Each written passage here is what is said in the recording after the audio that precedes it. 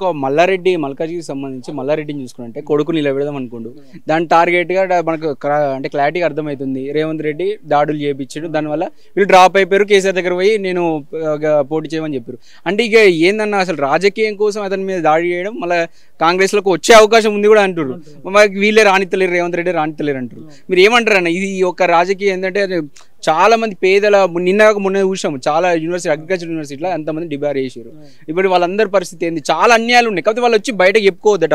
వాళ్ళ కోడలు వచ్చి బయటికి మాట్లాడుతోంది. మొన్న వాళ్ళ కొడుకు వచ్చి మాట్లాడుతుండు. ఎట్లా వస్తాడు మైనంపల్లి లోపలికి, ఎట్లా వస్తాడు? ఇప్పుడు అలాంటి ఒక అండర్లోనే అంతమంది ధైర్యం ఇచ్చిండు కాబట్టి ఆయన వచ్చిన లోపలికి. కానీ ఎట్లా వస్తాడని మాట్లాడుతారు. మీరు ఏమంటారు అన్న ఈ ఇష్యూ దేని వల్ల? అంటే మామూలు కాదు, లక్షల డొనేషన్లు తీసుకుంటుంది ఇక్కడ ఈ మల్కాజ్గిరి ఈ ఏరియాలో మొత్తం ఆయన గుప్పిట్లో పెట్టుకునే పరిస్థితి. మల్లారెడ్డి బాధితుని నేను కూడా. దుండిగల్లో మల్లారెడ్డి వాడు అనుచరులతో కేసు పెట్టిస్తే దుండిగల్కి పోయిన ఇప్పటికే కేసు ఉంది. వాడు మనిషి కాదు, నరరూప రాక్షసుడు. పైకి జోకులు మాత్రమే చేస్తాడు, లోపట విలను. పాత సినిమాలో కొందరు విలన్లు ఉంటారు, నవ్వుతారు, బయట మాత్రం విలన్. రావు గోపాల్ రావు ఇప్పుడు ప్రకాష్ రాజ్ వాడంటే బయట జోకులు చేస్తాడు. అసలు మల్లారెడ్డి అయితే ఈజ్ ఎ క్రిమినల్ అండి. ఆయన ఎట్లా బతుకుతుండంటే ఏ పార్టీ అధికారం ఉంటే ఆ పార్టీకి పోయి 100 కోట్ల 200 కోట్ల ఇస్తా, కానీ నన్ను అరెస్ట్ చేయొద్దని ఇప్పటికీ ఇట్లనే వస్తుండు. ఈవెన్ ఎన్నికల కమిషన్ కూడా నేమ్ బీకలేకపోయింది. వాడు ఏం చేస్తుండే, ఇప్పుడు 3 సార్లు పోటీ చేసిండు కదా. ఒకసారి 2018లో వేసినప్పుడు ఇంటర్మీడియట్ కాలేజ్ వేరేది పెట్టిండు. మొన్న 23-24లో పోటీ చేసినప్పుడు ఇంకో కాలేజ్.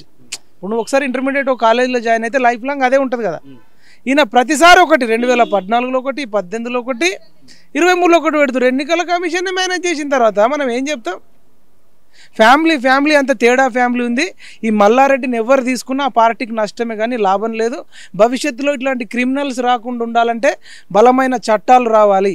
బలమైన చట్టాలు వచ్చేటట్టు యువత ఆలోచించాలి. యువత ఈ పనికి మాలిన క్రికెట్ కోసమో లేదంటే సినిమాల మీదనో ఆ YouTube reel show short show కాదురా, ఒక్కొక్కడు మన రాష్ట్రాన్ని దేశాన్ని దోసుకుంటున్నారు. వీటి మీద భారతీయ యువకులు ఫోకస్ చేయాలని నేను కోరుకుంటున్నాను. ఇంకొకటి అన్న, ఈయన మల్లారెడ్డి లాంటి వాళ్ళని చూసినాం, అలాంటి వాళ్ళు కూడా గెలుస్తున్నారు. అంటే డబ్బులు పెట్టో వేపేసు. ఇలాంటి ఈటలకు ఎంతమంది ఫ్యాన్స్ ఎక్కడి నుంచి ఇప్పుడు తెలంగాణ వ్యాప్తంగా వస్తున్నారు. ఇలాంటి వ్యక్తులు మాత్రం రాజకీయాల్లో ఓటమి పాలైపోతున్నారు. ఏమంటారు అన్న? అయితే ఈ ఈటల రాజేందర్ గారు అయితే ఈయన ఎప్పుడు గెలిచిండు, ఓటమి ఎరుగని నాయకుడు. మొన్న 2 దగ్గరలో పోటీ చేయడం ఒకటి, రెండోది బీజేపీకి మొన్న తెలంగాణలో విపరీతమైన వ్యతిరేకత ఉండే. అంటే లిక్కర్ రాని ఆడవారి వల్ల రాజ్యాలు కూలిపోతాయి అన్నారు. కానీ మనం కళ్ళారా చూస్తున్నాం, కేసీఆర్ కూతురు ఆడామనే కదా, ఆమె వల్ల బీజేపీ నిలువున కూలిపోయింది.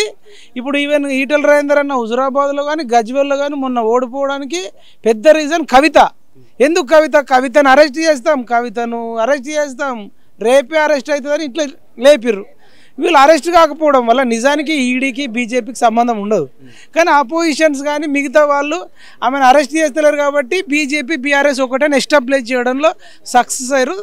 అందువల్ల ఈటల రాజేందర్ గారు ఓడిపోవడం కుదిరింది. ఆయన 2 దగ్గరలో కాకుండా ఒకవేళ హుజురాబాద్లో పోటీ చేసి ఉంటే, ఫోకస్ చేసి ఉంటే అంత నెగిటివ్లో కూడా గెలిచేది. మరి 2 దగ్గరలో పోటీ చేయడం మిస్టేక్ అని నేనైతే అనుకుంటున్నాను. థ్యాంక్ యూ అన్న. ఇది మనతో పాటు మైపల్ అన్న చెప్తూ ఉన్నారు. కెమెరామెన్ రాకేష్తో అక్షిత్, హైదరాబాద్.